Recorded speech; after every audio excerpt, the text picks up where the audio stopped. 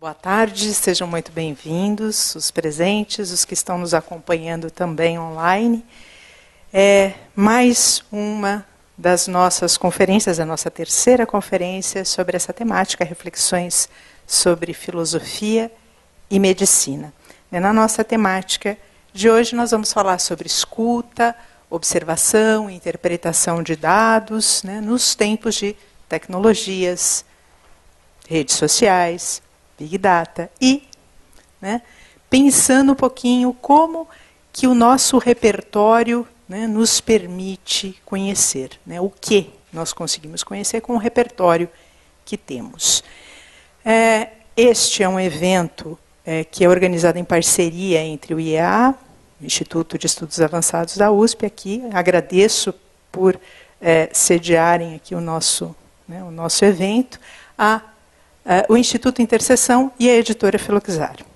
Então, estamos aqui hoje eu, Mônica Ayubi, e o professor Vinícius Romanini, que é aqui da ECA, da USP.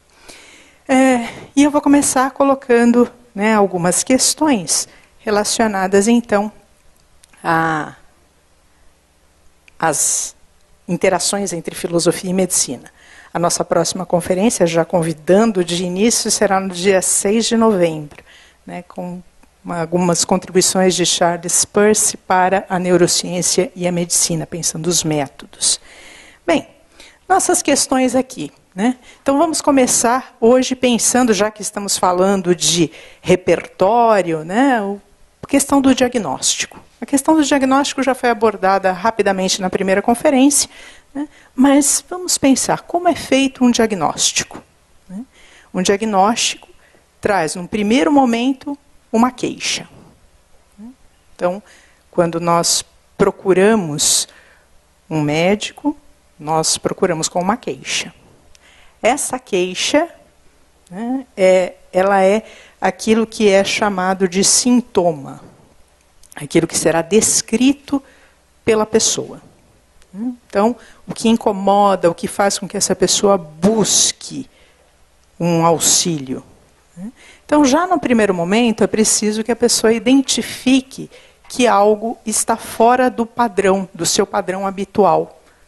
Que algo não está funcionando bem. Para isso, é preciso uma observação do funcionamento do seu organismo, uma observação do seu próprio corpo, uma observação das suas atividades diárias. Mas também é preciso que isto que não está muito bem, já se apresente com uma série de hipóteses. Porque a pessoa percebe que tem algo que não está muito bem e ela já levanta uma série de possibilidades. O que será que está acontecendo comigo? Então, hoje é bastante comum que a primeira coisa que a pessoa vai fazer é procurar na internet, vai lá no Google, e digita lá os seus sintomas e já levanta hipóteses de diagnóstico a partir disto. Ou lança nas suas redes sociais, alguém sabe de alguma coisa para isso. Inclusive uma série de processos de automedicação que se dão a partir disso. Tem lá, olha, para tratar isso daqui, habitualmente se usa tal medicamento. Aí a pessoa já procura esse tipo de solução para o seu caso. Isso tem sido um dos problemas em medicina, porque aí ou a pessoa adia muito a procurar, ou, enfim, acaba tomando medicamentos que podem causar problemas maiores. Mas, por outro lado, acaba sendo uma prática habitual e a pessoa já chega com uma espécie de diagnóstico. Então, como a pessoa que chega ao consultório médico descreve o que ela sente, qual é a sua queixa, e como isso é ouvido. Bem, eu não sou médica, e essas questões elas surgiram para mim, porque eu atuo num consultório de filosofia. E o que a gente faz num consultório de filosofia? A gente pensa sobre as questões que a pessoa traz. Então, a pessoa tem questões cotidianas e ela leva essas questões e a gente vai pensar junto, usando uma metodologia filosófica. E muitas vezes a pessoa traz questões relacionadas a erros de diagnóstico, a sofrimento na busca daquilo que se passa com ela. E quando a gente vai estudar a questão, muitas vezes a pessoa relata coisas no seu cotidiano, para que nós possamos pensar essa questão, que parecem assim, um pouco estranhas para aquele diagnóstico que ela tem. Conforme a gente vai conversar com os médicos, vai pesquisar. E quando eu pergunto, você já conversou sobre isso com o médico? A pessoa às vezes fala, não, mas isso acho que não tem nada a ver. Isso não tem a ver com... Então, vamos avaliar, conversa com o médico que está atendendo você, conversa com ele, apresenta isso que você está dizendo para mim. E muitas vezes isso que a pessoa apresenta é um dado que vai fazer toda a diferença na leitura do diagnóstico. Então, o que é importante dizer, num primeiro momento? E no segundo momento, na perspectiva do médico, o que é importante escutar? O que é importante ouvir, pesquisar? Esses sintomas, eles são descritos numa linguagem que muitas vezes é subjetiva. Como eu descrevo uma dor? Como eu descrevo um cansaço? Esse cansaço é um cansaço que tem a ver com as minhas atividades habituais ou ele é indicativo de algum problema? Como eu descrevo um problema de memória, uma confusão mental? Será que é possível o outro que está ouvindo compreender exatamente aquilo que eu estou tentando descrever? Então, já conversamos nas conferências anteriores, a linguagem em primeira pessoa, que é subjetiva, que descreve os estados mentais, e uma linguagem em terceira pessoa, que vai observar dados, associar dados e, a partir desses dados, levantar hipóteses. Então, ouvindo isso que a pessoa traz ao consultório, o que o médico faz? Ele vai levantar hipóteses clínicas. Essas hipóteses dependem de um repertório acerca das síndromes que ele vai levantar. Geralmente, esse repertório está vinculado à especialidade. Então, é preciso um conhecimento amplo, e é isso que o profissional da medicina tem, e que o colega que conversa com a gente não tem, um conhecimento sobre essas síndromes, para que ele possa, então, identificando os elementos, levantar suas hipóteses, e aí sim ele solicita os exames, para quê? Para verificar se de fato a causa daqueles sintomas é aquela, ou para descartar possibilidades. E a partir do resultado desses exames, então, ele terá que é chamado de diagnóstico sindrômico. Então, de que se trata a questão? Com indicativos de possíveis tratamentos, possíveis prognósticos para ser trabalhado com a pessoa. Então, pensando nessa questão do diagnóstico, alguns pontos a serem levantados. Então, como se colocar as questões para aquilo que é importante? Então, a pessoa traz a queixa, como ouvir com mais detalhes, como coletar esses dados e, principalmente, interpretar estes dados. Depois, como correlacioná-los com essas várias síndromes.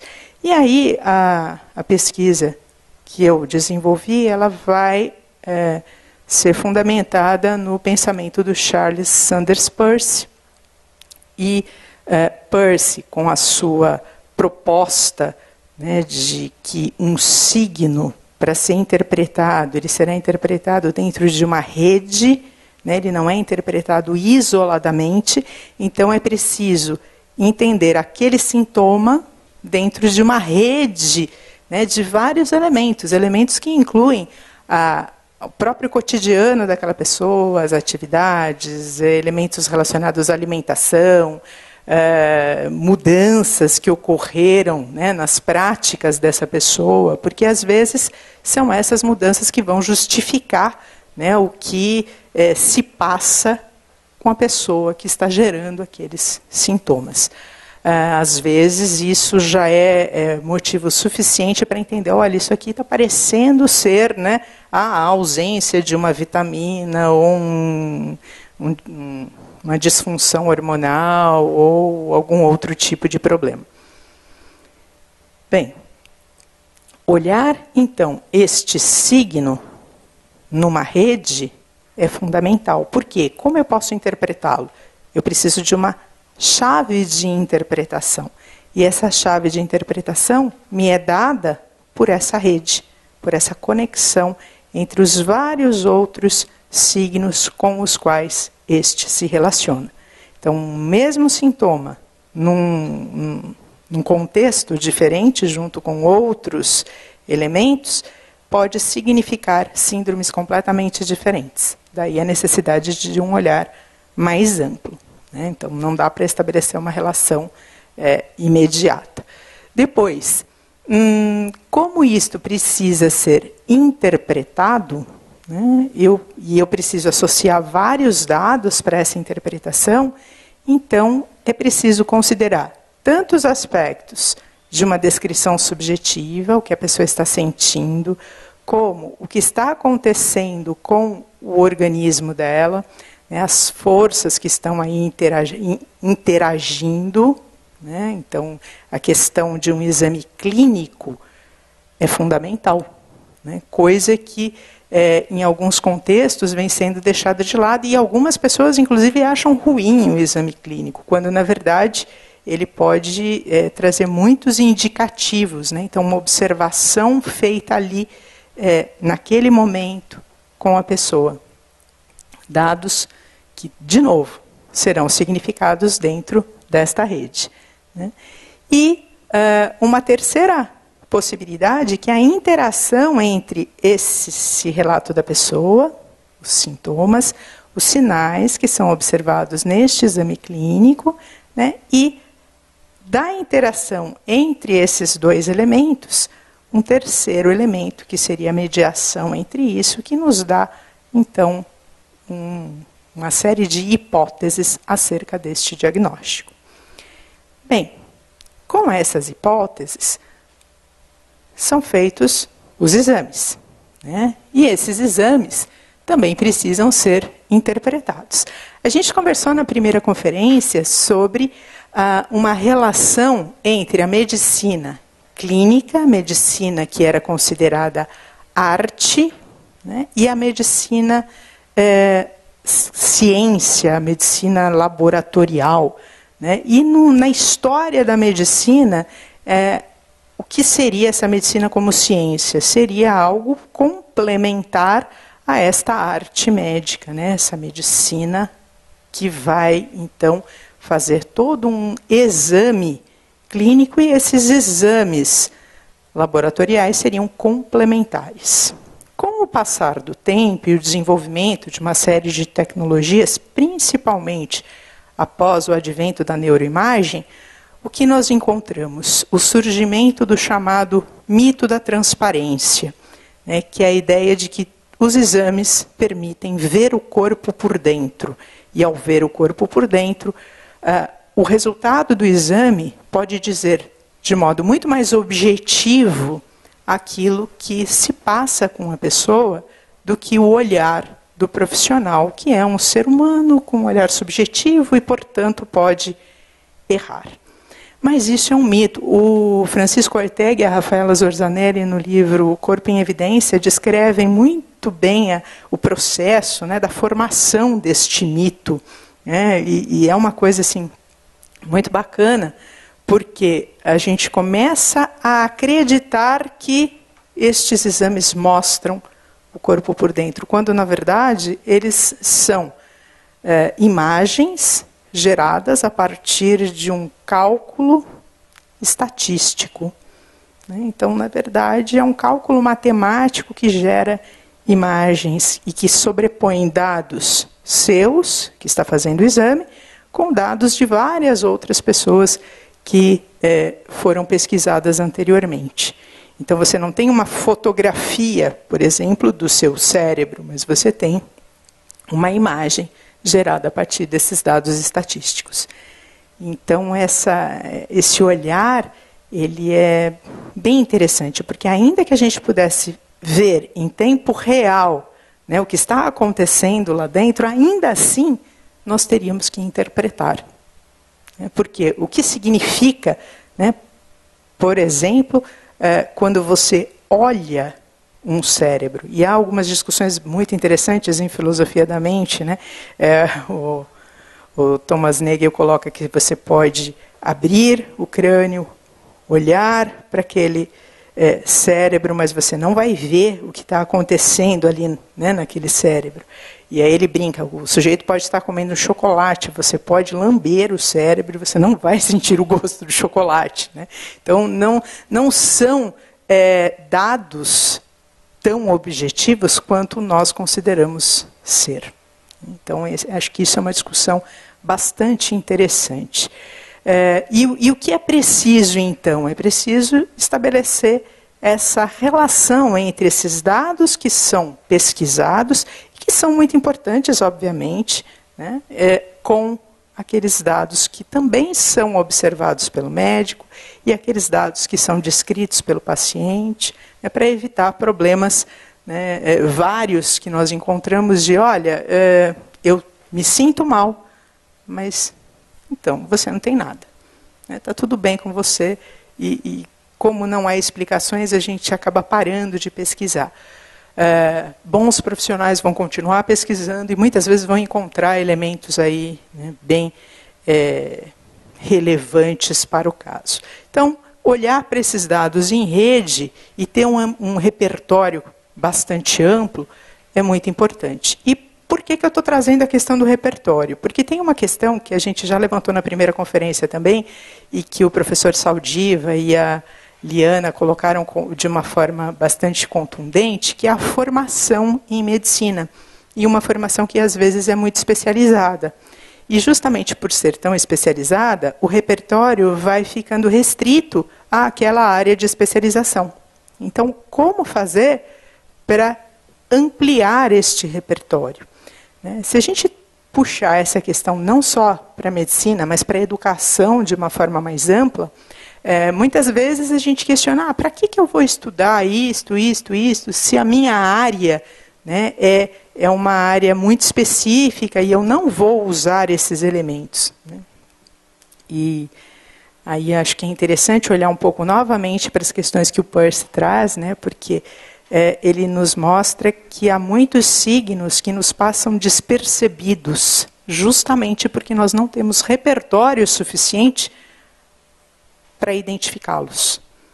Então, isso me recorda um ex-aluno que é médico, e ele contou um caso em aula assim, muito preocupado com esse olhar, né, da medicina, falando que é da formação específica dele, que é da área de cardiologia, e ele num plantão já ia deixando passar um problema que não era da área dele, e ele não tinha instrumentos para levantar essa hipótese, quando ele ouviu a fala de uma colega, e essa colega levantou uma série de possibilidades, e era um caso que precisava, sim, de uma intervenção imediata. Né? E aí ele ficou pensando, puxa, que preparo, né, e que repertório eu tenho para atuar num plantão, num pronto-socorro. Então, talvez pensar um pouco essas questões e como nós poderíamos ampliar aí os nossos repertórios. Não apenas no que diz respeito às especialidades, mas também ao que diz respeito a outras questões, né, como, por exemplo, algumas questões relacionadas à chamada, algumas áreas, o grupo de neurohumanidades da Unifesp trabalha essa questão, a artipenia, né? Então, um problema que pode ser a ausência de arte na vida, né? E não tem uma síndrome que explique isso, mas isso pode trazer, em alguns casos, muita dificuldade para a pessoa e uma série de sintomas, inclusive, né? Então, às vezes, algo que eu quero dizer com isso, às vezes algo que extrapola o campo da própria medicina e vai para outros campos, né? Isso me recorda uma colega falando uma colega médica, falando do atendimento que ela fez a uma pessoa que sentiu uma dor de cabeça inexplicável, fez todos os exames, não tinha nada. E aí ela, de repente, perguntou, e aí, como é que vai a sua vida? E quando que surge essa dor de cabeça? E aí os aspectos estavam todos relacionados e direcionados ao trabalho dessa pessoa e uma insatisfação gigantesca com esse trabalho. Então, onde a dor de cabeça surgia? No trabalho. Porque era constante, porque ela trabalhava todos os dias, né? Então, todos os dias tinha que se deparar com aquela situação. Isso não significa que todas as vezes que temos dor de cabeça, isso está relacionado ao trabalho. Então, é algo que é muito específico, né? Então, como identificar isto que é tão específico? Então, a questão do repertório, ela passa um pouco por aí. Não só um repertório na área, mas um repertório mais amplo. E que não tem como a gente se preparar absolutamente para todos os tipos de questões, né? Então, isso exige que algum tipo de pesquisa seja feito. Bem, trazendo um pouco a questão das tecnologias, né? Então, a gente já falou da neuroimagem e o mito da transparência.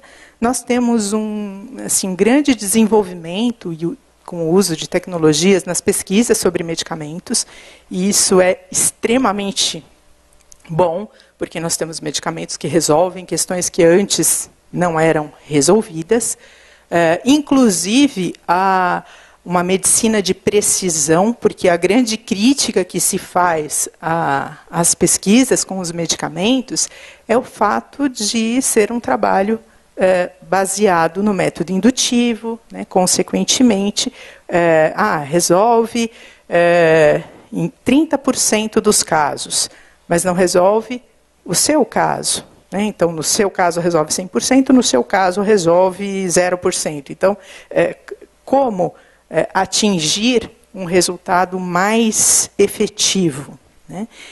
Para esse tipo de medicina de precisão, os dados do Big Data têm sido utilizados, né? Por quê? Porque há a possibilidade não só de estudo específico dos prontuários que são digitalizados, prontuários que ficam em rede, né? Como também há a possibilidade de estudar os vários e diferentes casos e as características específicas de cada caso. Então, aqui é bastante positiva essa possibilidade, né? E que vamos olhar daqui a pouco. Nessas pesquisas sobre medicamentos, a gente tem coisas muito interessantes, que são muito úteis, como eu disse, mas a gente também tem alguns problemas. Problemas que são derivados não da pesquisa em si, mas do uso que se faz disso, né? A pesquisa é sempre algo interessante e ela geralmente surge como algo para resolver um determinado problema. Mas quando a gente fala em medicamento, a gente fala em indústria farmacêutica, e quando a gente fala em indústria farmacêutica, a gente fala em consumo em mercado, né? E a ideia de ampliação de mercado consumidor acaba atuando também neste campo. E aí o que nós temos? Nós temos medicamentos que são produzidos para resolver um determinado problema, para atuar no organismo e, né, vamos chamar assim, equilibrar esse organismo, curar uma doença, ou enfim.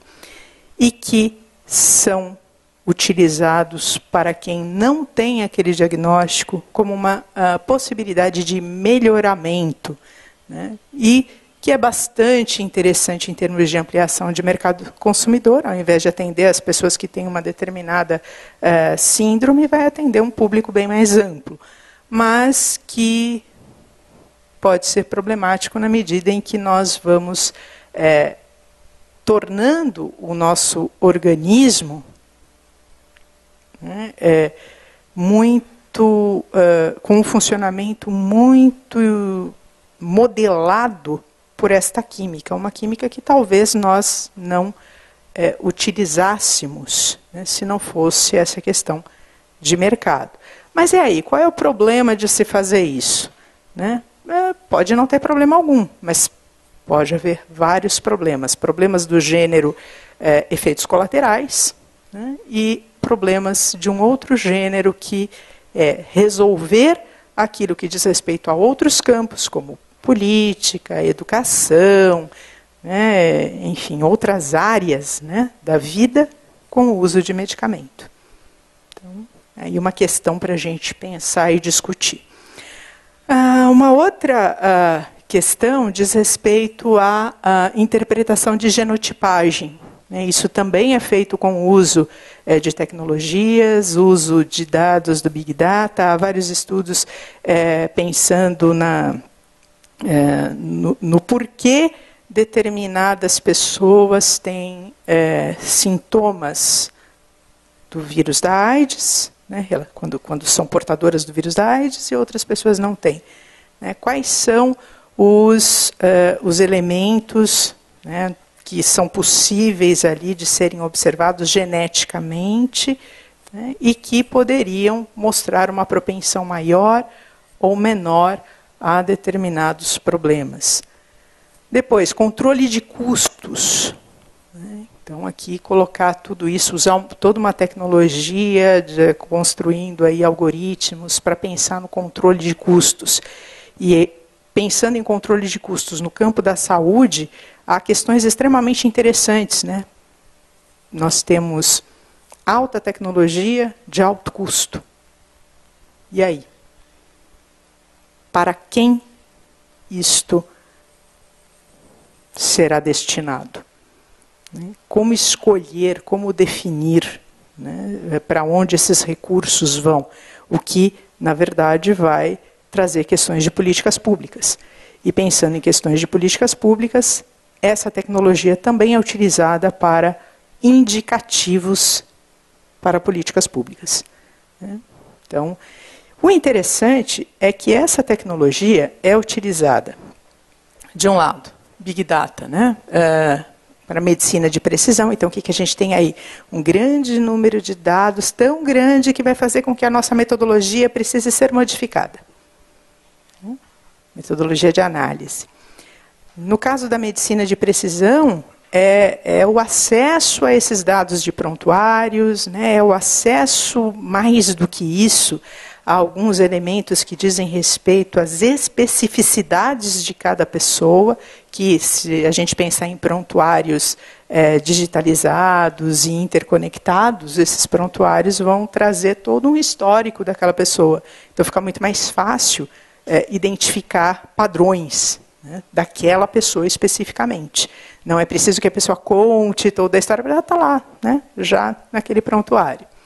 Isso é considerado também como um elemento que vai propiciar uma maior humanização na saúde. Por quê? Ao invés de olhar para aquele paciente como uma pessoa que vai ser observada a partir de critérios generalizados, né? Então eu vou pegar aquilo que serve para o todo e aplicar ao específico, mas eu cheguei àquilo que serve para o todo a partir do método indutivo.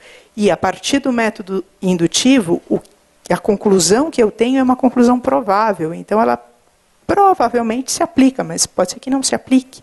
E aí eu tendo mais dados sobre aquela pessoa em especial, fica mais fácil, né, discernir. Olha, aqui a gente usa esse tratamento, ou a gente não usa esse tratamento, porque nesse histórico aqui já tem um padrão que mostra que ele não vai funcionar, que há outras formas mais interessantes.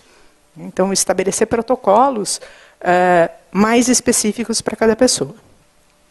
E uma aposta também na internet das coisas, ou seja, aquela história de uma internet que tem conectado as coisas que você tem na sua casa, né? A televisão, a geladeira, o chão, né? Enfim, várias possibilidades. Então, aí, a aposta nisso, de conectar esses elementos a um atendimento em saúde, e esse atendimento mais personalizado, poder identificar, por exemplo, quando alguém cai, né? Por exemplo, um idoso, e esse idoso caiu, então, se há um sensor no chão, é possível identificar isso, e aí alguém já vai lá para verificar se está tudo bem, e se for o caso, socorrer. Né? Ou a pessoa chegar em casa e, dependendo da temperatura corporal dela, já se identificar, né, qual a temperatura adequada da água que sairá da geladeira. Né? Ou a temperatura adequada do chuveiro, para evitar uma série de problemas. Então, pensando em algo dessa natureza, né, esses são os pontos que são apontados nas possíveis contribuições aí dessa tecnologia para a medicina. E, no que diz respeito especificamente às redes sociais, o uso que se faz, né, dessas redes sociais, primeiro, para coleta de dados. Então, aqui pensando na questão das políticas públicas, já existe um pessoal das ciências da informação da Universidade Federal de Minas, tem uma pesquisa sobre o uso de Facebook para identificar epidemias, né? Como que a partir da observação dessas redes sociais, olha, tem muitos casos na região tal, então pode haver uma epidemia, então é preciso algum tipo de atuação ali naquela região. A mesma coisa no que diz respeito à humanização em saúde, mas vejam aí que interessante, observando dados das redes sociais daquela pessoa, você poderia ter alguns elementos para pensar a humanização em saúde. Atender essa pessoa de modo mais específico. Considerando ainda os dados de redes sociais, a própria participação dos profissionais da saúde em redes sociais. Bem, aí já há alguns estudos sobre o quanto isso pode, dependendo da forma como for utilizado, o quanto pode afetar a saúde dos profissionais, porque uma coisa é você atender as pessoas, outra coisa é você estar conectado ali, né, 24 horas por dia através das redes sociais, dando suporte às pessoas, e não é uma única pessoa que é atendida, são muitas. Né? Há também questões relacionadas às notícias falsas, e como essas notícias muitas vezes vão, de certa maneira, levar a crer que as coisas funcionam de uma determinada maneira. Então, se você... Vamos pensar uma situação assim, você coloca lá nas suas redes sociais uma série de coisas que não são verdadeiras, e o quanto a gente tem lá, se você utilizar tal chá, isso vai servir para resolver tal problema, sem uma base, muitas vezes, sem um estudo acerca daquilo. Então, o que isso pode trazer? Ou notícias falsas nesse sentido. Estou com sintomas tais. E aí várias pessoas estão com sintomas tais, mas isso não é fato. Né? Isso pode ser uma brincadeira, isso pode ser feito propositadamente. Então, como discernir isso? E o quanto essas notícias falsas acabam gerando problemas na saúde e acabam gerando a procura, às vezes até desnecessária, dos serviços de saúde.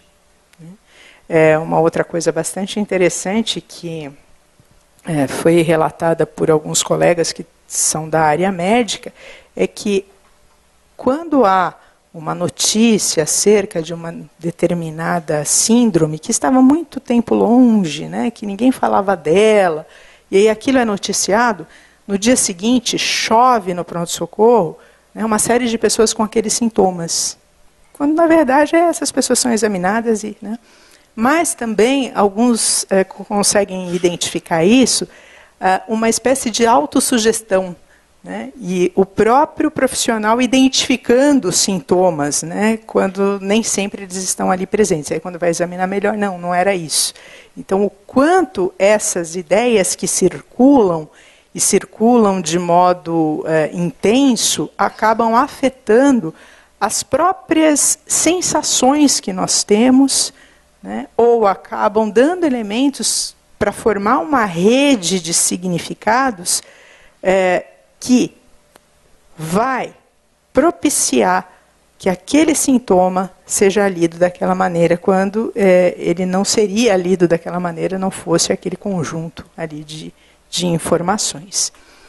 E uma outra questão que surge, que é uma questão bastante séria, e uma das principais questões dentro disso, é a questão da privacidade, né? Porque se a gente pensar num extremo, imaginem uma situação de uma internet das coisas, né? Ou seja, os objetos na sua casa funcionando de modo conectado com pessoas que estão cuidando da sua saúde, e isso, né, gerando uma série de dados daquilo que você consome, daquilo que você faz cotidianamente.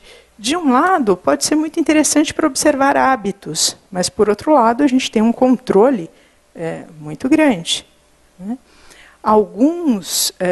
Agora, imaginem essa coleta de dados, por exemplo, relacionada a prontuários interconectados com as compras de produtos, de medicamentos, né? E o quanto isso pode gerar aí problemas, né? Então, a pessoa, por exemplo, vai ao médico, tem lá um prontuário.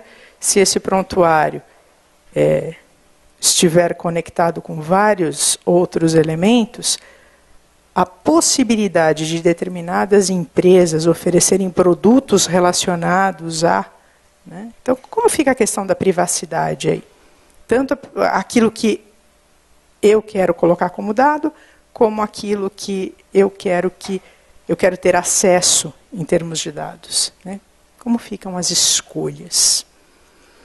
Bem, olhando para isso dentro do contexto aqui da sequência de conferências, na primeira nós estávamos pensando aí a questão, né, desses contextos nos quais nós vivemos e o quanto esses contextos interferem na nossa saúde. Na segunda, a gente olhou para a questão da causação mental, né? Então, como os nossos estados físicos interferem nos estados mentais e vice-versa, né? E a gente discutiu isso sobre estas perspectivas. E agora trazendo um pouco essa questão da significação de dados, né? Dos dados coletados, dos dados apresentados. Então, como se dá este processo? Num primeiro momento, o processo de escuta, ele precisa ser um processo que busque significar a partir daquilo que a pessoa está trazendo e da forma dela expressar. Para isso, é preciso traçar um conjunto de pressupostos comuns e até pressupostos linguísticos, né? Que tipo de linguagem está sendo utilizada e como essa linguagem é significada. Será que a gente dá conta disso pensando em elementos como redes sociais? Porque uma coisa é quando eu digo algo para você e outra coisa é quando eu coloco algo lá. Qual é a linguagem que eu utilizo? Que eu não estou colocando para você, né? Então, como esses dados podem ser lidos? Na primeira conferência, a gente falou um pouquinho sobre um programa criado para identificar a depressão, né? E esse programa faz o diagnóstico de depressão a partir de fotos do Instagram, né? Então, pela cor, pela saturação da foto, pelo tipo de imagem, né? E os pesquisadores apontam que há um acerto em torno aí de 95%, né, dos casos, inclusive possibilitando a prevenção, né? mas 95% dos casos comparados aos acertos dos diagnósticos médicos. Enfim, são várias questões que estão aí, e a pergunta é: o que o nosso repertório permite conhecer diante de todas essas possibilidades? Então, eu paro por aqui neste momento e vou passar para o Vinícius prosseguir, falando um pouquinho aí sobre essas questões a partir de uma outra perspectiva. Muito obrigada e voltamos a discutir daqui a pouco. Obrigado, Mônica. Obrigado. Eu vou precisar, então, Bom, eu sou o professor Vinícius Romanini, da Escola de Comunicações e Artes. A minha pesquisa tem sido a relação entre semiótica e comunicação.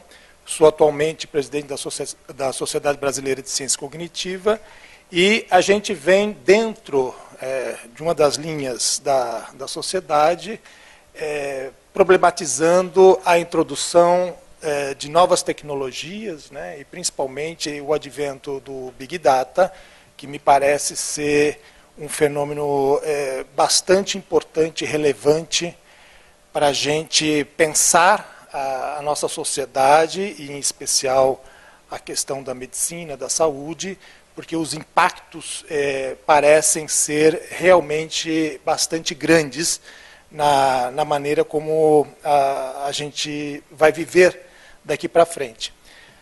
Eu lembro a vocês, né, que esse tema, a relação entre semiótica, comunicação e medicina, na verdade não é novo. O Galeno, que é um médico que viveu no século II depois de Cristo, né, um grego, mas que trabalhou muito tempo em Roma, foi o médico do imperador Marco Aurélio, o filósofo imperador Marco Aurélio. Ele foi talvez o pioneiro em buscar, né, no diagnóstico, no prognóstico e no uso da anamnese, da rememoração, né, a discussão sobre o papel dos signos, né, e, portanto, a comunicação, inclusive a intercomunicação paciente-médico, como sendo bastante relevante nesse processo. Então, a gente está num momento, claro, bastante diferente, mas há uma linha de continuidade, né? E eu quero começar a minha intervenção com dois casos que são atuais, né? Talvez até conhecidos, mas que eu acho que podem nos ajudar a entender o que estamos trazendo quando a gente fala da relação entre medicina, Big Data e semiótica, né? Um deles aconteceu há alguns anos nos Estados Unidos. Lá existe uma rede importante de supermercados, chama Target, e essa rede ela imprime cupons quando você termina de fazer as compras, e esses cupons são baseados a hábitos de consumo, né? Então, eles sabem qual é o seu hábito de consumo e direcionam a impressão dos cupons na nota fiscal, que depois você pode retornar ali e resgatar esses cupons na forma de descontos, né? Então, um pai ele começou a receber nos cupons vários anúncios e cupons de desconto para fraldas, carrinhos de bebê e coisas ligadas à maternidade, e ele não entendeu o que estava acontecendo. Isso se deu por algumas semanas, até que ele foi ao Target perguntar o que estava acontecendo. E o que acontecia é que, como era um cartão familiar, ele tem uma filha, e dados os hábitos de consumo da filha, o algoritmo do Target já havia identificado que ela estava grávida, ou seja, ela tinha deixado de comprar alguns itens que são usuais na higiene feminina, e estava comprando outros que estavam relacionados a um início de gravidez. Ou seja, o algoritmo já havia identificado a gravidez e já estava imprimindo cupons antes mesmo que a menina tivesse comunicado aos seus pais a sua gravidez. Então, Isto foi algo que suscitou muitas discussões, né, sobre questões de privacidade, né, o uso de hábitos de consumo para induzir, né, compras futuras, e há toda uma discussão, se a gente for pensar em termos de sintomas de doença, consumo de medicamentos, ou seja, a gente tem aí um universo bastante complicado de questões que se colocam para quem trabalha com política pública, né, de saúde, medicina, comunicação e tudo mais. Um outro caso é bastante recente, aconteceu aqui em São Paulo, que uma das linhas privatizadas do metrô, a linha amarela, ela estava usando um sistema de reconhecimento de emoções a partir das faces dos usuários, né? Então, quando você entra no metrô, você tem acesso à rede móvel, né? E a linha amarela, ela identificava as expressões dos usuários, inclusive o estado emocional desses usuários, e esses dados eram repassados para parceiros para estimular o consumo de certos produtos, né? Então, o fato de você usar um serviço público te coloca como alvo de estratégias de comunicação extremamente sofisticadas, sem que você tenha sequer conhecimento e controle sobre como isso depois vai ser usado, né? Então, são dois casos que nos colocam diante de um problema sério, que é o uso, né, associado de tecnologias que envolvem dispositivos móveis, geolocalização, né, grandes bases de dados, e a possibilidade de você ter, do outro lado, algoritmos, né, que criam, coletam e estruturam esses dados de forma a permitir predições bastante acuradas dos seus hábitos e, eventualmente, do seu comportamento futuro, né? Então, eu acho que, do ponto de vista da semiótica, da comunicação, me interessa entender dois fenômenos associados a esse novo universo. É um universo realmente bastante atual, ainda pouco estudado, e, portanto, nós ainda estamos bastante, eu diria, frágeis em relação às estratégias de produção de políticas públicas para lidar com as consequências desse novo cenário, né? Então, me interessa, neste momento, é o que eu vou trazer para vocês, duas questões que eu acho que merecem um olhar atento neste momento. Uma é a questão da pós-verdade. Então, a gente vem ouvindo esse termo já há alguns anos, né? Em 2016, ele, inclusive, foi escolhido como o novo termo do ano, eu acho que foi no Oxford Dictionary, né? Por conta de alguns fenômenos políticos, sociais recentes, como o Brexit, né, que é a saída do Reino Unido da União Europeia, e a eleição do Donald Trump. Mas esses foram dois grandes fenômenos, mas não são os únicos, né? É um conjunto de fenômenos que está muito ligado à formação da opinião pública, formação das crenças, de hábitos e de disposições para a ação que são assimilados, né, pela população, na medida em que chamados fatos alternativos, né, ou seja, fatos que não são aqueles observados, mas são aqueles produzidos discursivamente para encadear um argumento persuasivo, né? Antes a gente chamava de mentiras, né? Agora são fatos alternativos, ou seja, eles são colocados hierarquicamente no mesmo nível de notícias apuradas e veiculadas a partir de métodos tradicionais, jornalísticos, empíricos, científicos. Então, esses fatos alternativos e as chamadas fake news, que são vários tipos de notícias, de relatos, de discursos, que eles são produzidos para atingir certos propósitos e não têm lastro na realidade. E ao não ter lastro da realidade, isso se dá de diversas maneiras, né? É um conjunto de diversas características em que uma fake news pode faltar com a verdade, né? Então, essa rápida distribuição de desinformação nas suas diversas facetas, né? E a institucionalização da pós-verdade por autoridades, instituições, governos, né?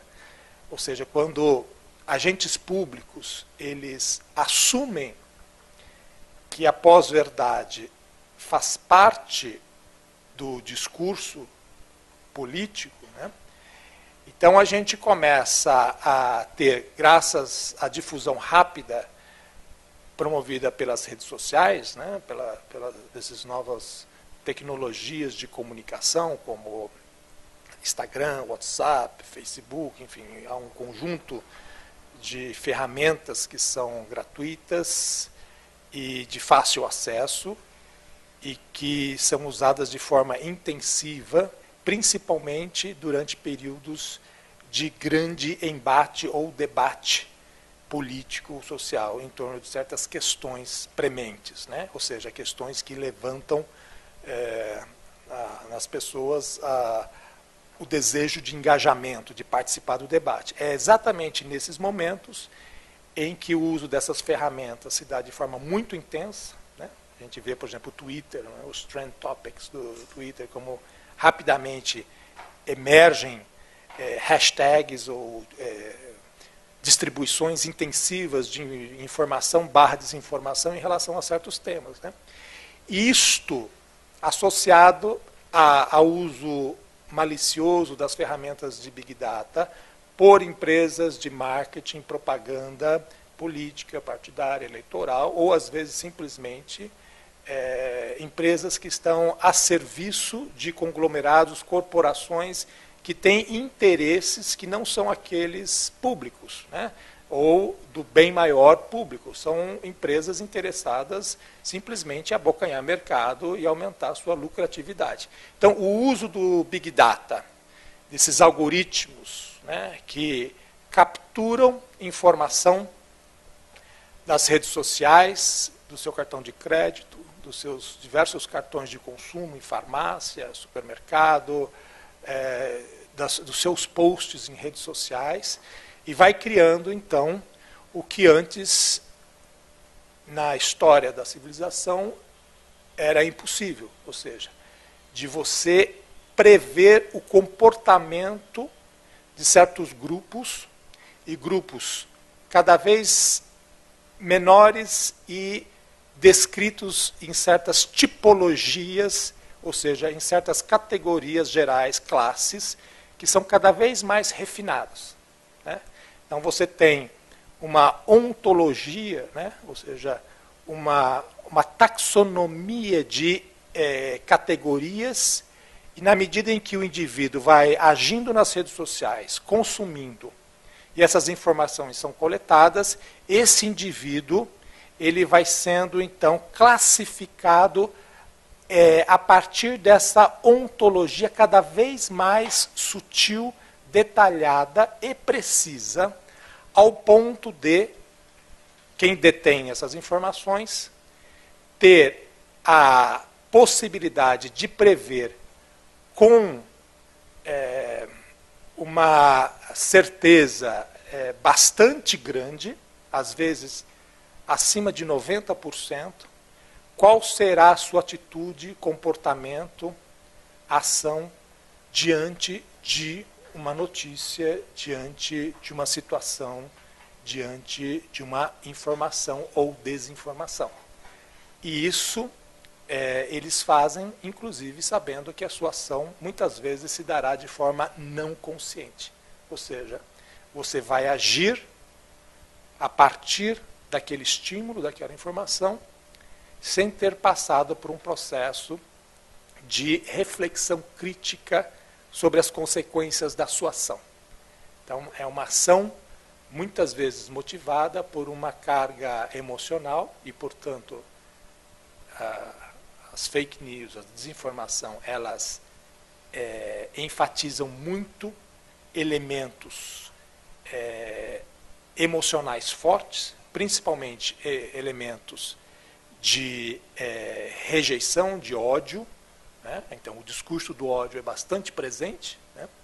Ou então de uma filiação, adoração, de uma aceitação cega, também sem nenhuma reflexão crítica. Então isso nos leva, o uso dessas estratégias nos leva naturalmente a polarizações cada vez maiores, né? Então a sociedade ela vai agindo imersa nesse caldo de emoções produzidas artificialmente por meio desses algoritmos e dessas estratégias de desinformação, e as nossas ações são cada vez mais intempestivas e cada vez mais dramáticas e, portanto, com consequências de esgarçamento social cada vez maior. Então, eu considero isso um perigo muito grande para não só a democracia, mas também para a nossa saúde mental e física, né?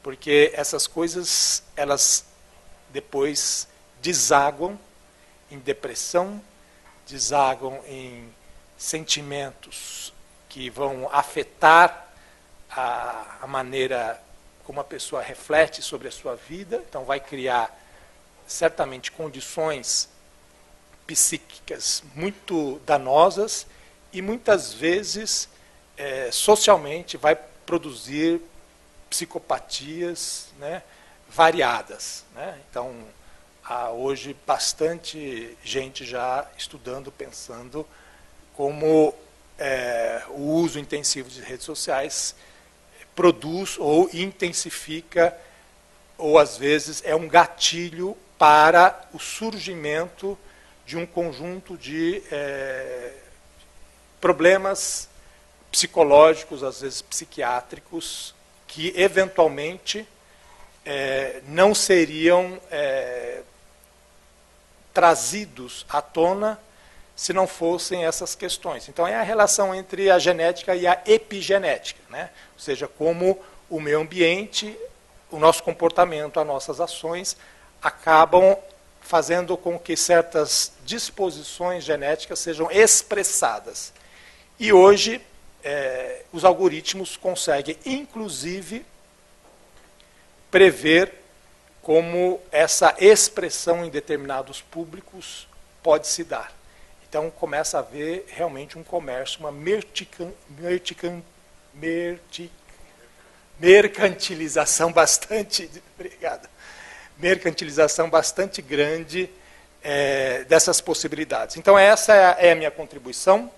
Eu vou falar a partir da semiótica do Peirce, vou passar os slides, não haverá muito tempo para a gente discutir os aspectos teóricos, lógicos mais profundos, mas eu queria mostrar para vocês a minha linha de raciocínio para pensar essas questões, né?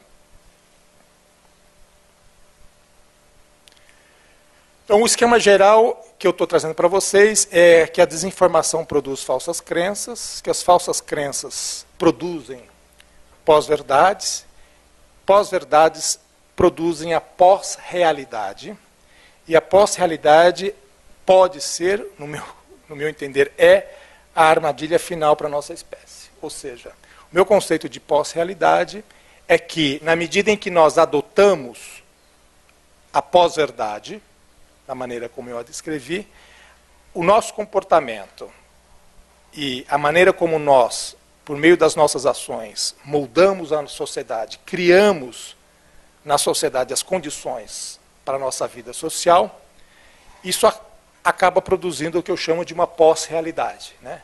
Então, um exemplo que eu acho que é bastante pertinente, é na medida em que a gente acredita no discurso de que, por exemplo, imigrantes, eles são os responsáveis pela violência, que imigrantes, eles tiram os empregos, que os imigrantes trazem doenças, ou seja, tem um conjunto de fake news, de argumentos falaciosos associados à presença de imigrantes em diversos países, e isso faz com que, então, na medida em que isso vai se consolidando, vai se cristalizando como uma pós-verdade, uma crença indubitável, começam-se a produzir, então, políticas públicas para criar, por exemplo, muros, né, para impedir a chegada de imigrantes de certas etnias, certas cores,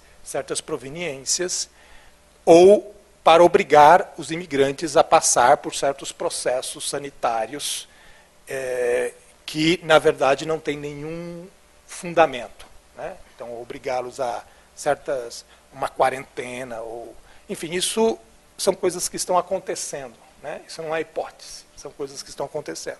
Então, isso vai criando o que eu chamo de uma pós-realidade, é nós passarmos a construir políticas públicas e nos organizarmos socialmente em torno de verdades que não são produzidas por um método investigativo confiável, mas são simplesmente verdades ou pós-verdades que são produzidas a partir dessas estratégias de fake news.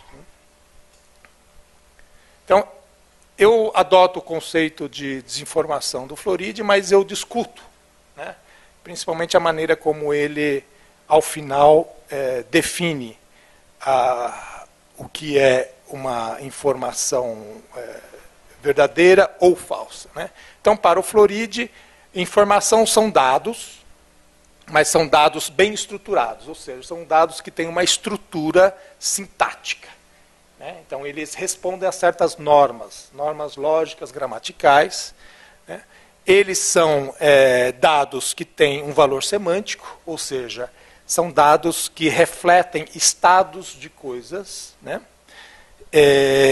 Esse valor semântico, para que seja informação, segundo o Floridi, tem que ser relacionado a certos fatos, né?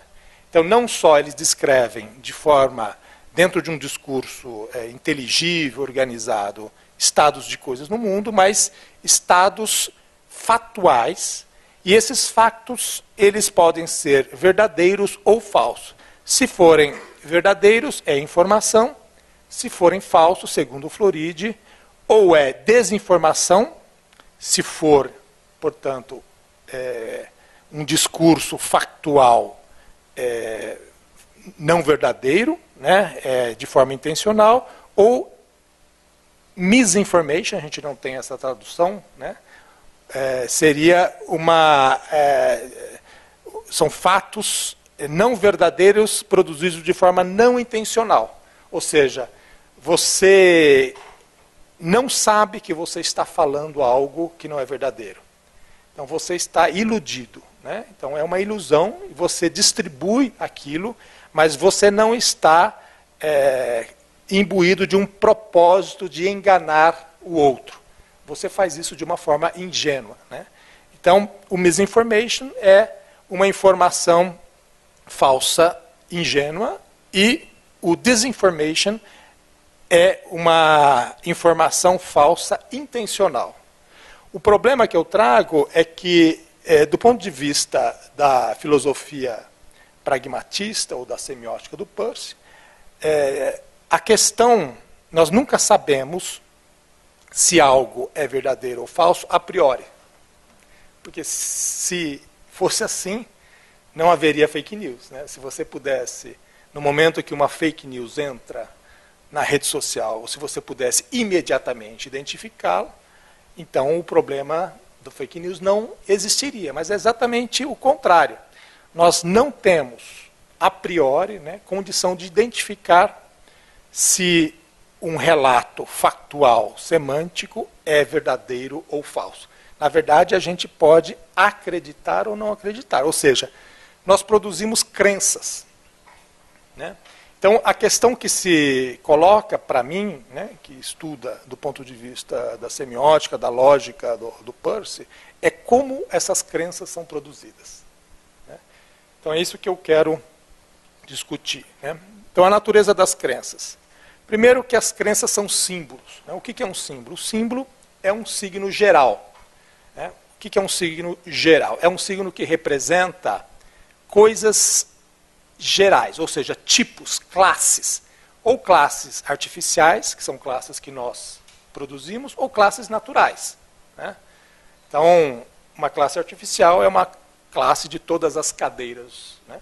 Então, a palavra cadeira é um símbolo, e eu acredito, porque eu tenho um hábito, uma experiência cotidiana com as cadeiras, que toda vez que este símbolo, chamado cadeira, for empregado, ele está, então, representando uma classe de objetos que me permite sentar sobre.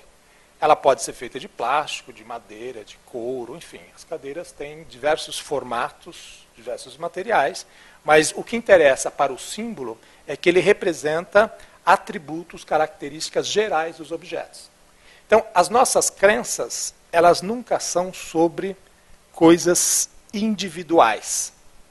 Nós nunca acreditamos coisas que são absolutamente particulares ou específicas. As nossas crenças são sempre sobre conjuntos, tipos, classes, né? Então isso é uma coisa importante que a gente vai voltar. As crenças são fundamentadas em hábitos mentais, né? Então, o fato de eu ter um hábito mental, que é o de me sentar sobre certos objetos que se assemelham, eu tenho a forma geral de uma cadeira, esse hábito mental é que fundamenta a minha compreensão do que é o símbolo cadeira. Então, há uma relação direta entre símbolos e hábitos mentais. As crenças variam com a chance dos eventos, que são dadas pela experiência, né? O que o Peirce quer dizer com isso, né? A chance dos eventos é, eu crio na experiência, né, na medida em que eu tenho sucesso em eventos particulares, eu crio uma crença sobre o conjunto dos eventos experimentados. Então, toda vez que eu vejo uma cadeira, me sento sobre ela e ela sustenta o meu corpo, eu passo a acreditar que eu posso relaxar numa cadeira que ela vai sustentar o meu corpo. Agora, se daqui para frente eu começar a sentar em objetos que eu reputo ser cadeiras e elas desmontarem e eu cair no chão, e se isso se verificar com uma certa frequência, né, isso significa que eu vou ficar, então, receoso de me sentar em objetos que se assemelhem à cadeira. Então, o sucesso ou o fracasso dos hábitos que eu tenho na minha relação com os símbolos é que vai pautar o meu comportamento, né? Então, toda vez que eu vejo uma cadeira, tento me sentar sobre ela e ela desmonta, isso vai criar em mim uma predisposição em me comportar de forma receosa diante das cadeiras. Então, perceba que eu estou desenhando alguma coisa que tem muito a ver com as estratégias de fake news. De como a gente desarticula hábitos mentais que fazem parte de crenças sociais e começa a inocular ou desconfianças, ou seja, hábitos mentais em que eu passo a desconsiderar ou desconfiar das coisas a partir de reiterada incidência de fake news, de informação, de falsos vídeos, que me fazem, então, a mudar o meu comportamento diante da realidade. As crenças produzem disposições gerais para a ação, né? Ou seja, eu tenho uma certa predisposição para agir diante de símbolos, que são as crenças, né? E essa predisposição é geral, ou seja, eu nunca me comporto exatamente igual. Eu instancio, né? Cada vez que eu vejo uma cadeira, eu me sento de acordo com aquela cadeira. Eu não vou me sentar da mesma maneira diante de uma poltrona ou de um banquinho. Né? Então, eu vou adequar o meu comportamento de acordo com as especificidades. Portanto, o meu conhecimento, a minha disposição é geral. Né? Ou seja, sentar é possível de várias maneiras, e eu vou fazer de maneira diferente de acordo com a cadeira que eu estiver sentando. O significado das crenças está em seus efeitos e consequências. Então, essa é a máxima pragmatista do Peirce. Né? Ou seja, o sentido, o significado de uma coisa é justamente os efeitos e as consequências de eu acreditar naquele símbolo. Então, um conceito, uma ideia, um símbolo qualquer, uma palavra, né? Para Peirce, o significado disso, desse símbolo, ideia, palavra, conceito, crença, está no conjunto de consequências, de efeitos práticos que resultam da adoção dessa crença. Então, cadeiras são objetos para se sentar, porque toda vez que eu vejo uma cadeira, o efeito e a consequência prática é de eu me sentar sobre. Então, essa é uma definição pragmática do significado. Né? Agora, as informações podem quebrar, desenvolver e dar força às crenças. Né? Então, a informação, ela pode quebrar crenças. Ou seja, uma crença estabelecida pode ser quebrada e eu deixar de acreditar nela, pode ser reforçada ou pode ser alterada, desenvolvida. Né? Então, a palavra eletricidade, por exemplo, é uma palavra muito antiga, mas se a gente pensar o que ela significava no século XIX e o que ela significa hoje, né? Então há um conjunto de informações que nós temos hoje sobre o conceito de eletricidade que fazem com que eu possa, então, ter um sentido, um significado muito diferente do que se tinha, por exemplo, no século XIX. Bom, há 4 métodos para fixar a crença, segundo Peirce. Né? 3 deles não são científicos. E olha como são exatamente esses que são os mais difundidos nas redes sociais. Né? Veremos por quê. Né? O método da autoridade. Então, o exemplo é, o patrão disse assim, né? Ou o papa disse assim, ou o líder qualquer religioso, ou o chefe. Enfim, eu terceirizo para alguém a autoridade de decidir sobre a crença. O método da tenacidade, ou da teimosia, se a gente quiser, né? Então, eu ignoro o que me irrita e sigo fazendo o que dá certo. Então, se eu tenho uma maneira de fazer as coisas, ela tem dado certo, eu gosto de fazer assim, eu ignoro aquilo que se contrapõe à maneira como eu tenho feito as coisas. Não quero saber de mudar o que está dando certo. Então, esse é o método da tenacidade. Ah, mas não interessa. Sempre deu certo, sempre fiz assim, eu continuo fazendo.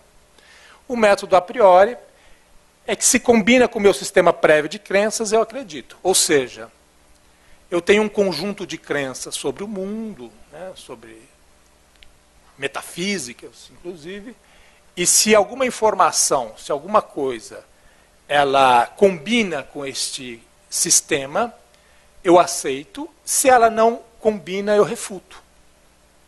Então, são 3 maneiras de estabelecer crença que não tem a ver com investigação, não tem a ver com a observação e com a experiência. Né? E, para Peirce, o método científico é o único que realmente nos permite fazer, desenvolver, avançar ou eventualmente eliminar uma crença se nós agirmos a partir de certos preceitos. Né? Então, primeiro é estabelecer uma hipótese, uma conjectura. Né? Então, eu observo alguma coisa, uma dúvida, alguma coisa diferente. Né? Pode ser uma dor aqui, se a gente for pensar no sintoma, né? Pode ser uma febre, aparecimento de umas pintinhas, ou seja, alguma coisa diferente que me faz, então, pensar uma conjectura. Eu deduzo as consequências dessa conjectura e eu testo contra a realidade. Então, se eu tenho alguns sintomas que me parecem ser uma virose, eu vou deduzir, bom, se for uma virose, vai levar 3, 4 dias, eu vou ficar com náusea, vou vomitar, vou ter diarreia, ter um pouco de febre, mas depois deve passar. Essa é uma dedução que eu faço, né? Depois eu testo contra a realidade. Então eu crio a expectativa de que, olha, daqui a alguns dias, se for uma virose, isso deve ter passado, né? Se não passar, então eu preciso refazer a conjectura ou eu preciso buscar alguém que me ajude na formulação de uma nova crença. Então ela começa com a experiência, ou seja, é uma dúvida genuína, não é uma dúvida artificial, né? Então não é uma coisa racional, né? A gente não está elucubrando, desconectado da realidade. Eu tenho uma dúvida metafísica sobre... Não é isso. É alguma coisa pungente, é alguma coisa que realmente entra no meu campo fenomenológico e eu preciso lidar com aquilo porque ele está ali me irritando. É falível, ou seja, a gente sabe que as hipóteses, as conjecturas, elas não podem ser adotadas de forma apodídica e, portanto, são falíveis. É humilde, ou seja, eu reconheço as minhas limitações. Eu reconheço que eu sozinho não sou capaz de lidar com todas as consequências da adoção daquela crença e, portanto, depende de uma comunidade ideal de investigadores. Envolve as 3 formas de raciocínio, né? A abdução é a produção de hipóteses. A dedução é exatamente a extração das consequências necessárias da adoção da hipótese. E a indução é o teste empírico contra a experiência. Então perceba que é um encadeamento de 3 formas de raciocínio. A conjectura, né, a extração das consequências necessárias da adoção da conjectura e a terapêutica, o tratamento, ou seja, a ação a partir do que foi deduzido. O corolário é que a verdade seria, né, segundo Peirce, seria a opinião final fundamentada pelo hábito final desenvolvido por uma comunidade ideal, ou seja, a verdade, ela nunca é o final na nossa realidade concreta. Nós sempre devemos manter aberta a dúvida e a falibilidade, ou seja, qualquer crença, ela deve ser questionada se a experiência nos obrigar a, por conta de novas informações, a revê-la, né? E essa comunidade ideal, e portanto jamais real, à medida que coletam informações por meio da experiência e as compartilham em trocas comunicativas. Então, é a troca de informação, é o diálogo, né? É o compartilhamento que nos permite, então, criar essa comunidade de produção de sentido que vai nos fazer nos aproximarmos de uma crença, né? Só que essa aproximação nunca é final e absoluta. Ela é sempre falível. É como se fosse assintótica, né? 2 retas que se aproximam e se encontram no infinito. Mas a gente nunca, na verdade, verá o encontro entre a realidade e a verdade. Porque nós somos uma comunidade finita e falível, e, portanto, haverá sempre a possibilidade de questionamento, né? Bom, a pós-verdade é o resultado da desinformação, né? Por quê? A verdade pragmática, ela é um ideal normativo, ela é a verdade, é o fim da investigação, ou seja, seria uma crença final, e ela é social, ela é baseada em uma comunidade ideal de pesquisadores ou inquiridores. E a realidade pragmática é aquilo que seria representada na opinião final verdadeira. Ou seja, nós não temos uma experiência a priori do real. A gente não consegue ter um contato imediato com a realidade. A realidade é necessariamente uma construção social, né? E ela depende de um esforço coletivo comunicativo. É por isso que, sozinhos, por exemplo, um indivíduo sozinho, ele jamais sabe se ele está sonhando, alucinando, ou se está vivendo alguma coisa real. Porque nós não temos critérios solipsistas, né? Ou seja, baseados numa introspecção psicológica, nós não temos a capacidade de aferir a verdade sobre as nossas percepções, sobre a nossa experiência. Nós precisamos de uma validação social daquilo que a gente experimenta, né? Então, esse é o conceito de realidade pragmática, né? A gente precisa da comunicação para atingir o sentido do real. Bom, aí temos a questão atual, né? E se nós reunirmos desinformação em vez de informação através das mídias sociais? E se nossas crenças desinformadas variam positivamente, ou seja, são reforçadas, né? Graças a um universo distópico das chances de eventos, representado pelas mídias sociais. Ou seja, se quando eu visito as redes sociais, eu sou informado de que as coisas acontecem de uma certa maneira, que se contrapõe à minha crença estabelecida, e eu passo a acreditar que aquela maneira representada nas redes sociais é, então, suficientemente forte para que eu descarte as minhas crenças e passe a adotar aquelas crenças, né?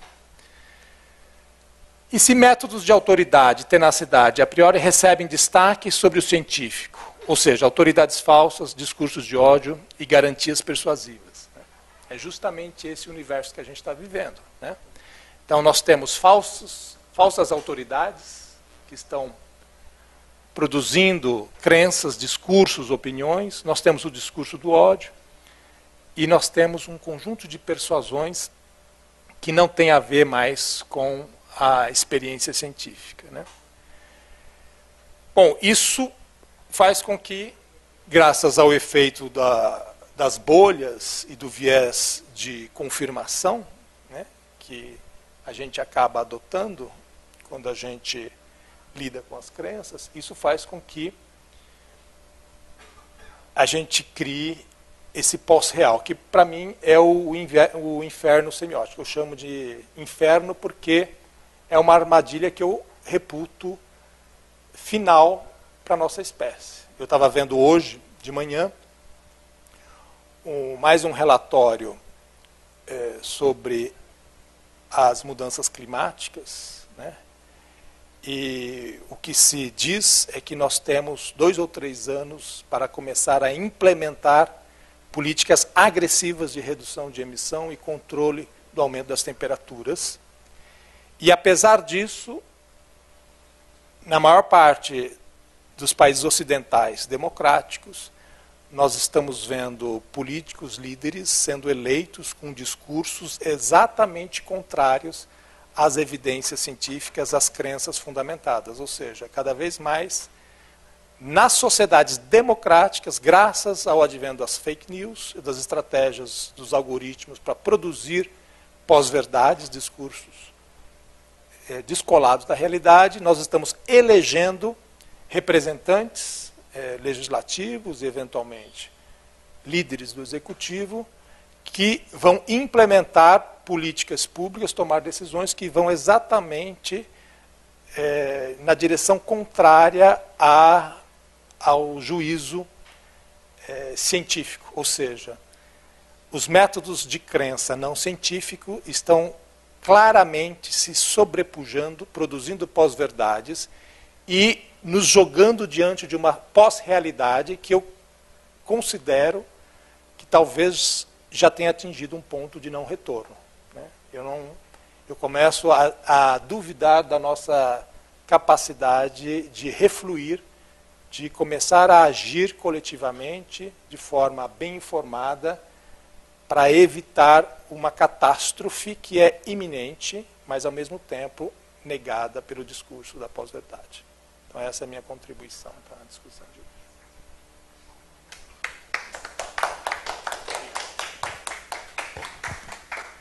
Muito obrigada, Vinícius. Bem, agora nós temos questões. Vamos dialogar um pouco com vocês. Fiquem à vontade aí para colocar suas questões, tanto os presentes quanto os que nos acompanham virtualmente.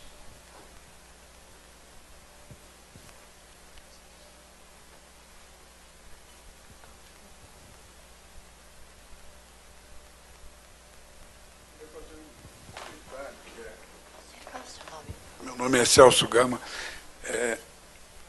A temática é tão vasta, né, que na sua explanação inicial, cada slide que ia se apresentando, eu ia aqui pensando sobre os temas, né, fazendo um pensamento como médico, olhando o que você veio colocando.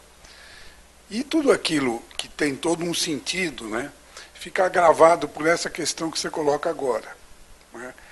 Que responsabilidade a gente tem ao lidar com aquelas questões, né, levando em consideração todo esse universo que está se construindo. E que eu também concordo, eu acho que a gente está num momento em que o retorno é cada vez mais distante.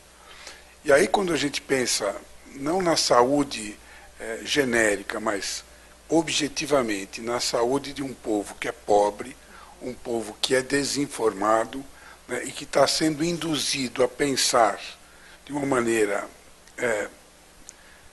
não sei nem a palavra qual é para usar, mas a maneira que está sendo levado a pensar é muito distorcida, eu fico imaginando que caminhos, né, que nós vamos poder seguir, para poder, pelo menos, alertar para que alguma coisa que precisa ser urgentemente modificada. E queria também parabenizar, porque gostei muito da colocação, da apresentação. Eu acho que essa é uma questão que nós nos colocamos na academia o tempo todo, né? Houve uma época em que a academia se permitia deixar as coisas esfriarem para que você tenha um certo distanciamento no tempo, para que você então analise aquilo, né, de uma maneira, vamos dizer assim, mais abstrata. Mas a verdade é que essas questões vão se tornando cada vez mais urgentes e é fundamental que a pesquisa acadêmica se aproxime e passe a dialogar em tempo real com essas questões, né? Então, isso nos leva a pensar e a refletir sobre temas que não estão, vamos dizer assim, finalizados, são coisas que estão em andamento, e às vezes a criar hipóteses, né, que podem e talvez devam ser descartadas na medida em que elas não dão frutos, né? Então, é uma dificuldade muito grande. O que eu acho que é urgente é que a gente, dado a importância que as redes sociais têm hoje, dado a maneira como a informação circula pela internet, é fundamental que a gente tenha uma forma de regulação internacional sobre a maneira como os algoritmos são criados pelas grandes corporações, né? Porque a gente não sabe, por exemplo, qual é o algoritmo do Facebook, ou do WhatsApp, ou do Twitter. Ou seja, as corporações, elas desenham esses algoritmos, nós nos submetemos à lógica desses algoritmos, e toda a discussão, todo um debate público, político, decisões são tomadas. A democracia é colocada em ação a partir desses algoritmos que nós não conhecemos. Então é o que a gente chama de hackeamento da democracia, né? Então a democracia, de uma certa forma, ela está submetida a essas formas de aplicativos, de algoritmos que estão na mão de corporações. Então a gente precisa colocar essa discussão. Nós precisamos de uma transparência, de uma organização multi-internacional para discutir a maneira como essas ferramentas de mídia social estão produzindo o debate. Eu acho que essa é uma das coisas que eu antevejo como urgente. Me parece que, além disso, há uma questão de base, né? Porque quando você coloca nós não temos acesso a como esses algoritmos são criados, né, como eles funcionam, nós não temos acesso ao que de fato está por trás disso. Né? Então, o que a maior parte da população tem acesso? Tem acesso àquela face, né, que de onde ela vem, como ela foi criada, mas que de alguma maneira promove uma identificação, porque está trabalhando com dados coletados exatamente para isso, né, criando essa máscara para essa aproximação e conduzindo, né, criando então essa pós-realidade que serve a interesses econômicos, né, a interesses políticos de grandes corporações. Então aqui a gente tem uma questão importante que diz respeito ao conhecimento. Nós não temos acesso a este conhecimento e a maior parte da população não tem um acesso a um conhecimento, inclusive para fazer essa validação, né? Até que ponto isto tem bases, né? E aí, quando a gente transforma, a partir do conceito de pós-verdade, uma verdade naquilo que é replicado com constância, né, e que aparece ali, então eu vou identificando e vou... está aqui, olha, todo mundo está dizendo isso. Qual é o critério? Popularidade. Né? Então você não tem um critério de fato de investigação científica.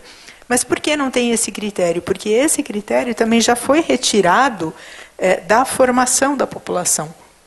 Ou seja, as pessoas não são educadas para fazer uso desse critério. É como se houvesse assim, uma separação. Então, talvez um papel importante da academia também seja levar esses instrumentos. Né? Ou seja, divulgar cada vez mais a ciência e o método, né, científico e como as coisas são feitas e como a população poderia se apropriar disto. Né, porque a gente tem aí a ideia de uma universalização da educação, ainda que no nosso país a gente não tenha de fato essa universalização, mas ao mesmo tempo é uma universalização que é muito parcial. Né? E aí, pensando a questão do repertório, quanto mais parcial este repertório, maior a dificuldade para se pensar essas questões. Fica muito mais fácil, né, essa articulação. Por outro lado, a questão que você coloca é bastante significativa, mas se a gente pensar nos processos dos tratados internacionais de comércio que começam a retirar dos países e dos estados e passar para as grandes corporações o poder decisório, né, a gente vê um movimento aí que não sei se uma legislação internacional daria conta disso. Né? Então, me parece que a gente está cada vez mais com grandes corporações tomando este poder, né? E este poder sendo de fato destinado e dado, né, vamos dizer assim, entregue às grandes corporações, cujos interesses não são os interesses da grande maioria, porque tem os interesses que são, obviamente, particulares. Né? Então, acho que essa é uma outra questão que se somaria a isso. E aí, se a gente for pensar em políticas públicas para a saúde, para a educação, né, com base nestes formatos, né, cada vez mais nós vamos nos distanciar da possibilidade de quebrar esse caminho.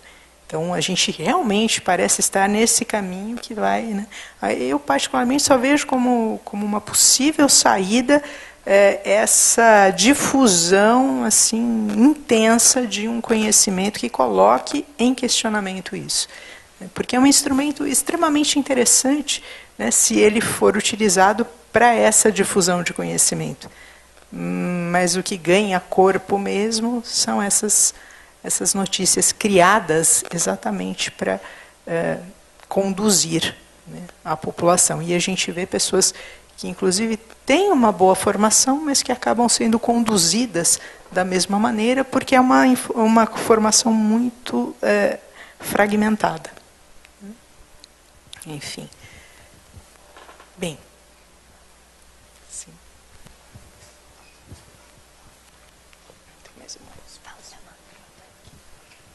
Boa tarde, meu nome é Silvana. É uma pergunta, na verdade é uma curiosidade para a Mônica, relacionada ao que você chamou de interpretação genética. É isso, né? Interpretação genética. E eu pergunto pelo seguinte, eu estou finalizando o meu doutorado na Faculdade de Saúde Pública, onde eu fiz uma pesquisa com familiares numa comunidade online com temática de doença. Eu fiz essa pesquisa a respeito de uma malformação congênita que pode ter origem genética. Então, uma das questões que eu fiz a esses familiares, ela dizia respeito justamente à investigação genética. E eu percebi, né, um dos resultados que eu observei, é que é um assunto muito pouco abordado entre o profissional de saúde e os familiares, nesse caso específico dessa malformação. E um dos receios que eu imagino que levem a essa falta de tocar no assunto é justamente a interpretação da origem, né? Então, algum receio de associação genética, tal. Então, pensando em termos de diretrizes de políticas públicas, eu queria saber se você conhece, se você já ouviu falar algum protocolo a respeito de algum protocolo de interpretação genética que sirva de orientação para os profissionais de saúde abordarem essa temática com o paciente, né? No caso, são os familiares do paciente, mas com o paciente de um modo geral. E eu não localizei nada, nem parecido, então eu acho que é uma coisa que acaba sendo intuitivo do relacionamento médico-paciente. Mas eu não sei se é viável desenvolver um protocolo nesse sentido, né? Então, queria saber primeiro se você conhece e se você acha viável desenvolver algo nesse sentido, no instrumento. Sim, Silvana, a minha área de atuação é filosofia, então, na verdade, eu não tenho um conhecimento específico sobre esta questão, mas o que eu vi na minha pesquisa é que há o uso do Big Data, né, e desses dados, porque qual é a grande dificuldade desse tipo de pesquisa? Você não pode, a partir do estudo de casos, extrair uma teoria que se aplique de modo amplo. E conforme você vai apresentar isso para uma família ou para um paciente, você corre o risco de gerar uma série de interpretações e problemas maiores. Então, este estudo, ele possibilitaria uma abrangência muito maior para se extrair os resultados, né? Mas eu não vi algo relacionado especificamente a essa questão da interpretação e do como estabelecer um protocolo para isso. Aí não entrei nesses detalhes, mas talvez alguma coisa relacionada aí a esse uso que está nas pesquisas hoje das agências que trabalham com a pesquisa estabelecendo a relação entre medicina e Big Data. Mas não teria muito mais elementos especificamente sobre protocolos, né?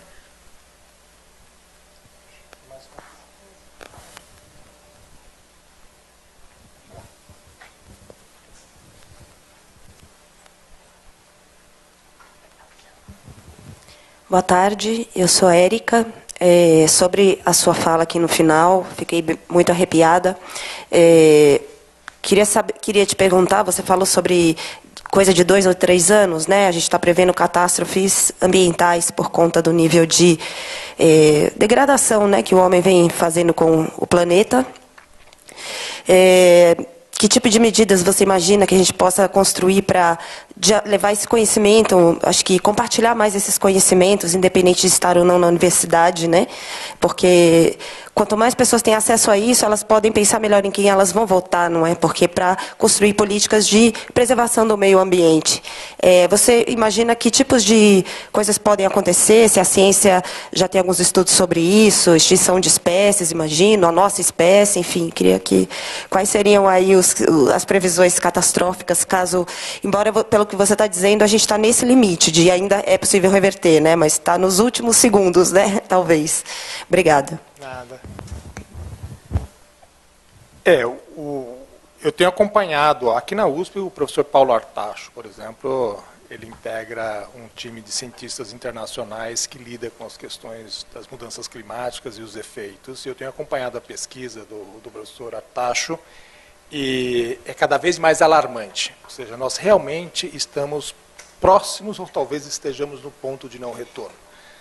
Porque a partir de um certo momento que aumenta a temperatura e há o derretimento de uma certa porção das calotas polares, você começa a colocar em moto um outro sistema climático que vai intensificando os problemas, né?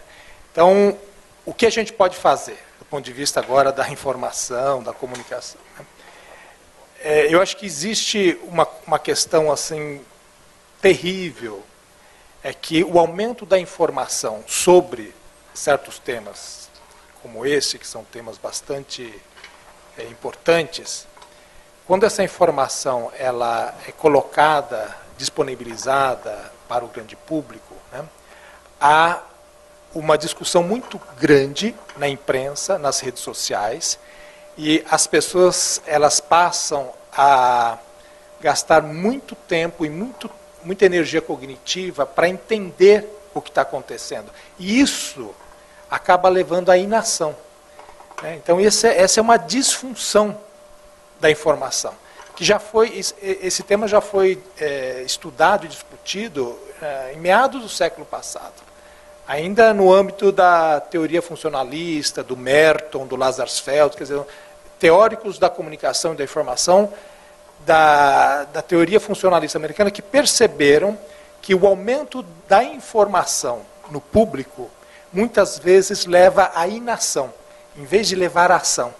Porque as pessoas passam a ter acesso a um conjunto de dados, de informações, que é muito complexo e que demanda delas muito tempo para discutir, debater, e acaba ficando nisso. As pessoas deixam de fazer, na verdade, aquilo que é essencial, às vezes, no seu cotidiano, no seu dia a dia, a sua parcela, né? Então, eu acho que, para além do uso da informação, de fazer circular o alerta, nós precisamos criar, na realidade, na experiência concreta, local das pessoas, né, formas de ação rápida, imediata. E aí tem a ver com uma interiorização do problema. Porque a gente discute muito as questões globais, mas às vezes deixa de olhar para os efeitos locais. Então eu acho que essa é uma estratégia importante que precisa ser implementada rapidamente.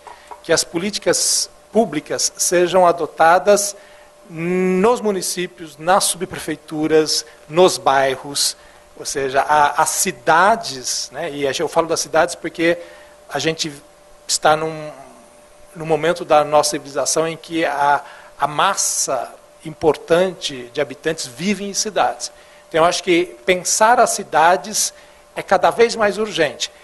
E o Instituto de Estudos Avançados tem um projeto, que eu acho que está sob a liderança do professor Marcos Buquerige, que é exatamente sobre cidades globais. Tentar pensar como as cidades e os habitantes das cidades podem agir imediatamente sobre essas questões. Então, eu acho que a gente tem que também lidar com a ação, mais do que com a informação.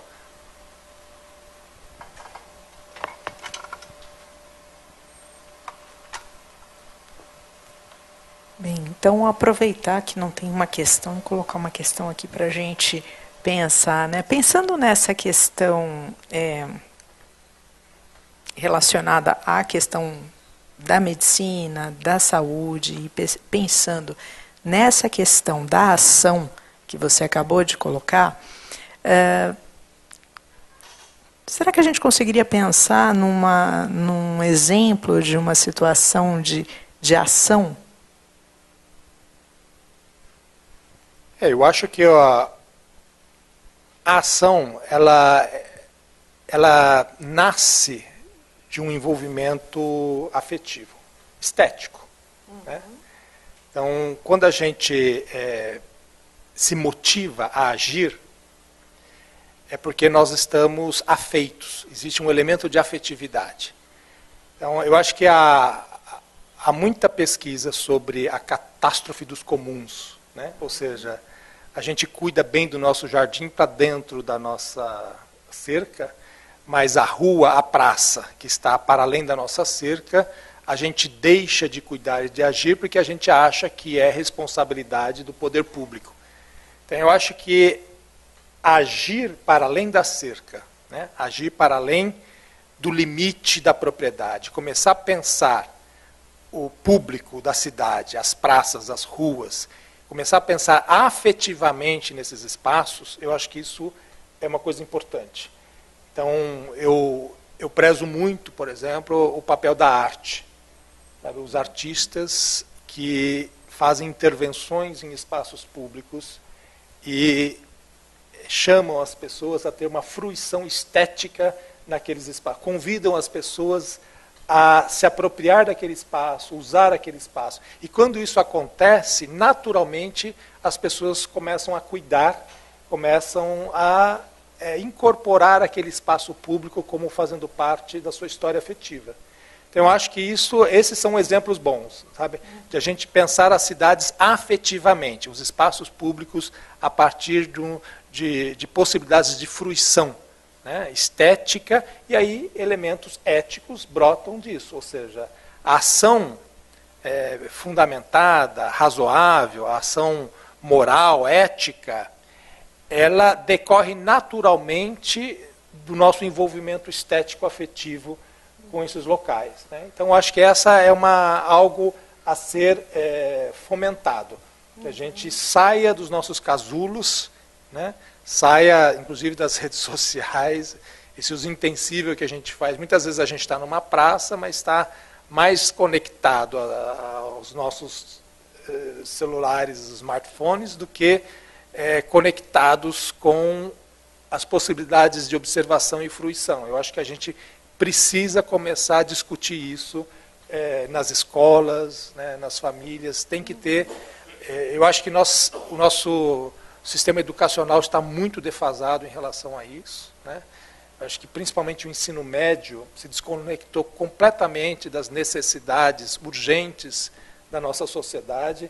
Então, a gente não pode criar jovens isolados dos problemas urgentes que a nossa civilização passa e cada vez mais privilegiando a vida digital, em rede social, em detrimento das relações afetivas, sociais e com os espaços públicos. Então, eu acho que a gente precisa repensar, inclusive, o papel da educação, da escola nessa questão. Sim, e ainda um pouco, né, complementando um pouco, você trouxe esse ideal estético, né, o admirável do Peirce, né, para onde nós nos dirigimos, como nós poderíamos tornar o mundo melhor, né, pensado junto com outros que coabitam este mundo. E aí você trouxe a questão ética, né, que vem daí, e faltou a lógica, né, que para completar aí a tríade peirciana. E aí vem a questão de novo, né, das crenças, da verdade, né, e justamente por isso que me parece tão importante que nós repensemos, né, esses modos que nós estamos construindo aí para o nosso futuro, para a nossa vida, a forma como nós estamos cuidando da saúde, da vida em comum, né? Então, acho que essa coisa do conviver, né, ela é extremamente importante na medida em que nós existimos junto com o outro. Só que hoje o que a gente encontra muito fortemente é este existir junto com o outro virtualmente, né, e esse virtual substituindo estas relações de convívio. Então, acaba dificultando um pouco, né, este processo. Essa é uma questão que vem me tomando muito a minha pesquisa, porque o virtual, quando a gente fala de virtual, a gente está falando fundamentalmente de audiovisual. Uhum. Né? Então, são dois canais perceptivos, a visão e a audição. Então, a maior parte da informação que a gente consome hoje são canais que passam por esses são tipos de informação que passam por esses canais perceptivos, né? A visão e a audição. Agora, nós temos outros canais, que são o tato, o olfato e o paladar, que são justamente os canais associados à afetividade, né? Então, o cheiro, o gosto e o toque são cruciais para a paixão, para o envolvimento afetivo, né? Para a fruição da afetividade. Então, quando há um excessivo uso das redes sociais, nós temos uma hipertrofia dos canais audiovisuais, que são os canais mais distantes da afetividade, e uma atrofia dos canais justamente que são aqueles que nos conectam afetivamente com os outros, né? Então a gente precisa repensar o papel mesmo da informação audiovisual, a gente precisa ver um balanceamento maior. Então às vezes a gente usa como contrapeso, né, terapias, né? Então assim, por que existem tanta necessidade de massagens, de você ir ao day spa, de você pagar para ser tocado, né? Criar serviços, né? Ou a gourmetização do paladar, do olfato. Ora, isso é exatamente um sintoma desse vazio que vai se tornando, né? A gente começa a ter uma espécie de uma... aliás, o Lipovetsky, que é um pesquisador francês, diz isso claramente, é o capitalismo estético, né? Porque nós nos distanciamos da afetividade genuína, a gente passa, então, a consumir possibilidades de experiência estética que são formatadas como serviços e produtos. Então, cria-se um novo mercado, que é o mercado de suprir um vazio afetivo, um vazio estético. E aí a gente tem até... a gente não come mais o cachorro-quente, que era algo da nossa infância, mas a gente precisa ter o cachorro-quente gourmetizado, um conjunto de novas experiências, e às vezes custando 10 vezes mais que o cachorro-quente tradicional, porque a gente passa a demandar, exigir esses estímulos de fruição, de experiência estética, que fazem parte dessa lacuna criada por essa imersão excessiva na informação audiovisual, né? Então a gente vai criando o que eu chamo de essa distopia. São várias camadas de distopias que vão se acumulando e vão criando, inclusive, dificuldades psíquicas mesmo, claramente, né? Porque a gente precisa do outro, a gente precisa do toque, a gente precisa da afetividade. E quando a gente é alijado desse contato natural, vai se criando, então, formas, né, de doenças.